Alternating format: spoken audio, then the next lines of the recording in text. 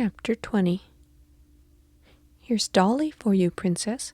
You were so anxious to see her," said Anna, coming out with Darya Alexandrovna onto the stone terrace where Princess Varvara was sitting in the shade at an embroidery frame, working at a cover for Count Alexei Kirillovich's easy chair.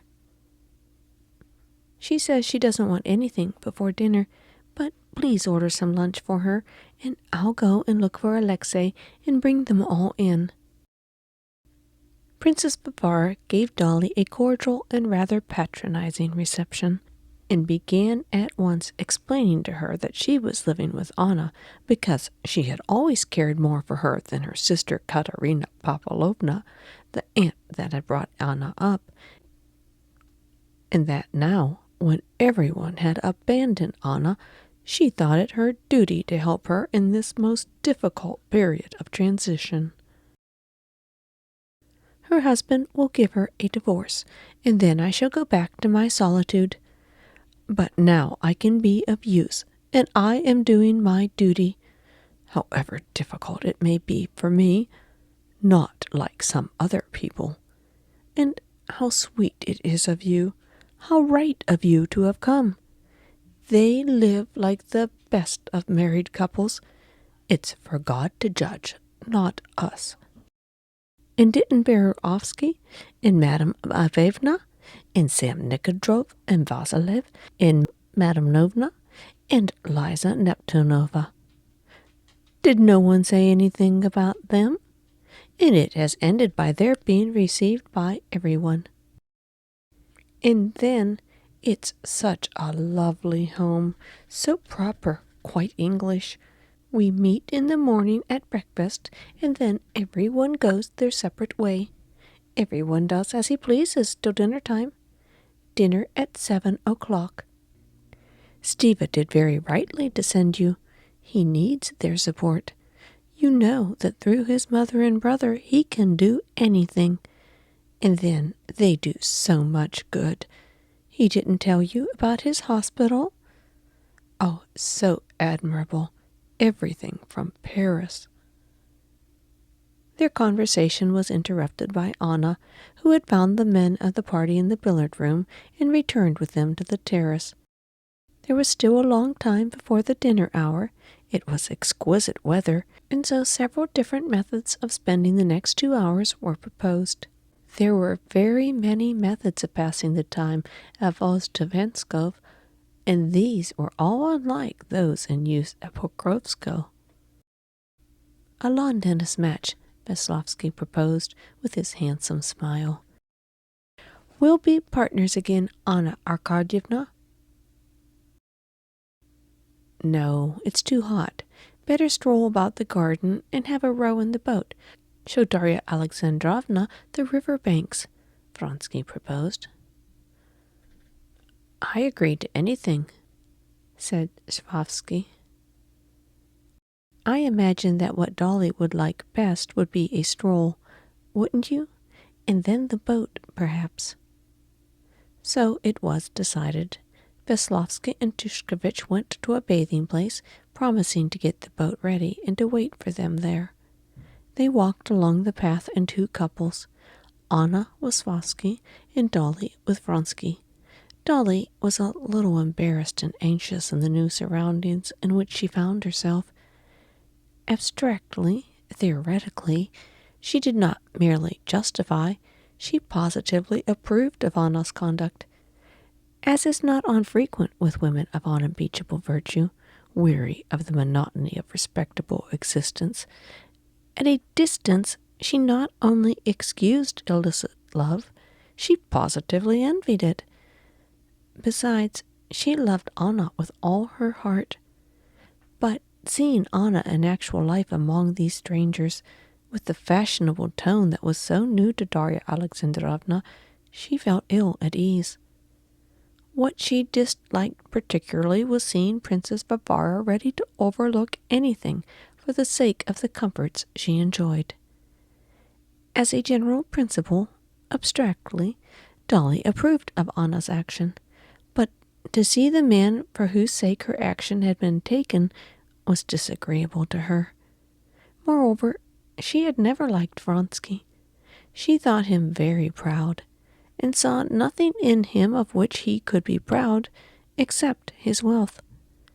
But against her own will, here in his own house, he overawed her more than ever, and she could not be at ease with him. She felt with him the same feeling she had had with the maid about her dressing jacket. Just as with the maid, she had not felt exactly ashamed, but embarrassed at her darns, so she felt with him not exactly ashamed, but embarrassed at herself. Dolly was ill at ease and tried to find a subject of conversation, even though she supposed that, through his pride, praise of his house and garden would be sure to be disagreeable to him.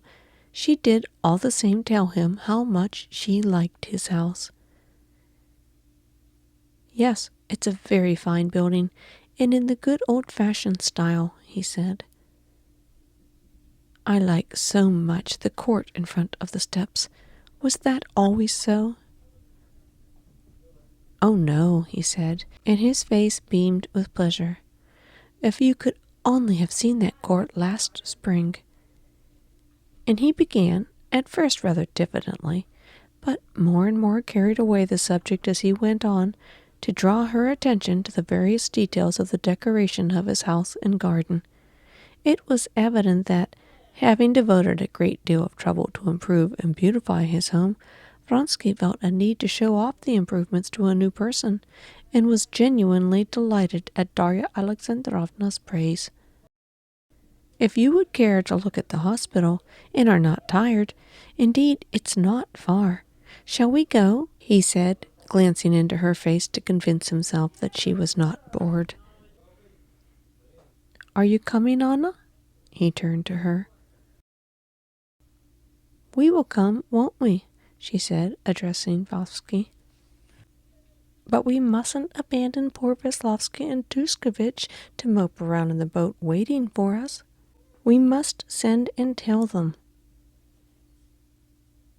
Yes, this is a monument he is setting up here, said Anna, turning to Dolly with that sly smile of comprehension with which she had previously talked about the hospital. Oh, it's a work of real importance, said Vronsky. But to show her he was not trying to ingratiate himself with Vronsky, he promptly added some slightly critical remarks. I wonder, though, Count, he said, that while you do so much for the health of the peasants, you take so little interest in the schools. Schools have become so common, said Vronsky. You understand, it's not on that account, but it just happens so that my interest has been diverted elsewhere. This way, then, to the hospital, he said to Darya Alexandrovna, pointing to a turning out of the avenue. The ladies put up their parasols and turned into the side path. After going down several turnings and through a little gate, Darya Alexandrovna saw standing on rising ground before her a large, pretentious-looking red building, almost finished. The iron roof, which was not yet painted, shone with dazzling brightness in the sunshine. Beside the finished building another had been begun, surrounded by scaffolding. Workmen in aprons, standing on scaffolds, were laying bricks, pouring mortar out of vats, and smoothing it with trowels. How quickly work gets done with you, said Vronsky. When I was here last time, the roof was not on. By autumn it will all be ready. Inside almost everything is done, said Anna. And what's this new building? The house of the doctor and the dispensary, answered Vronsky, seeing the architect in a short jacket coming towards him, and excusing himself to the ladies, he went to meet him.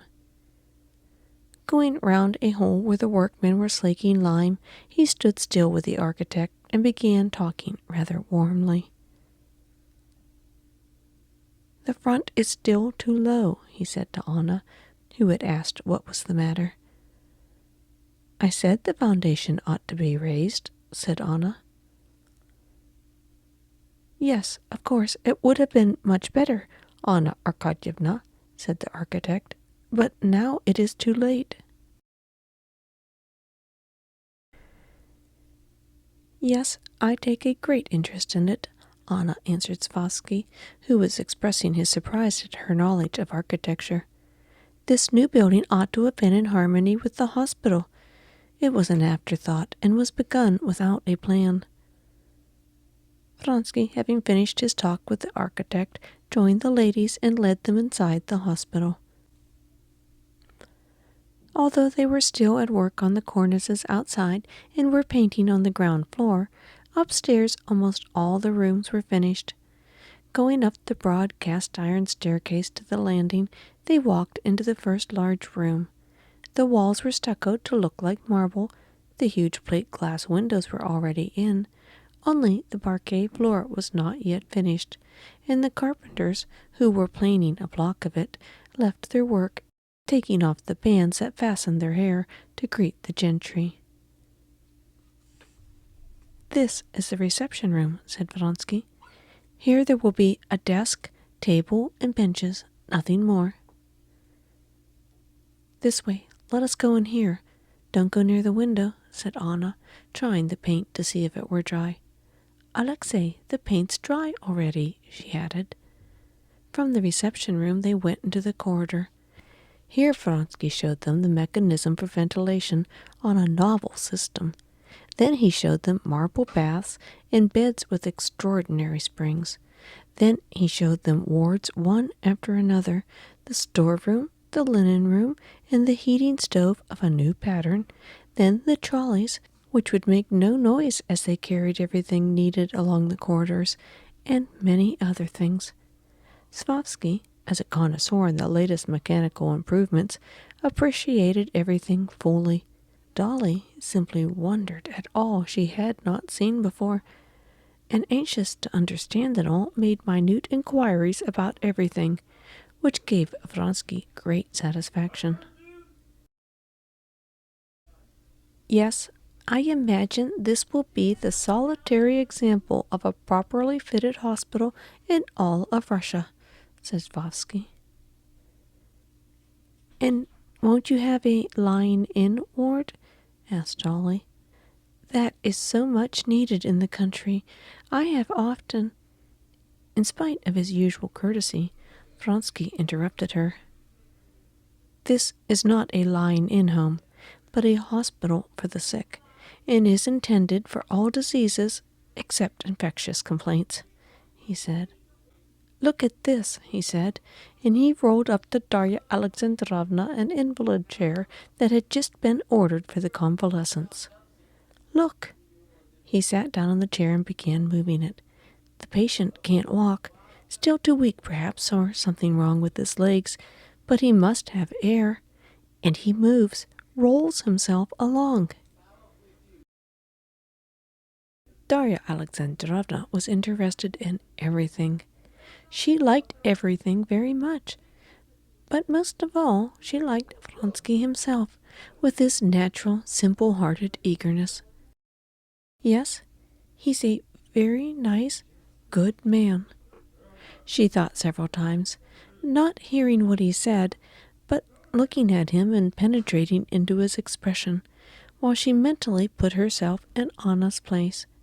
She liked him so much just now, with his eager interest, that she understood how Anna could be in love with him.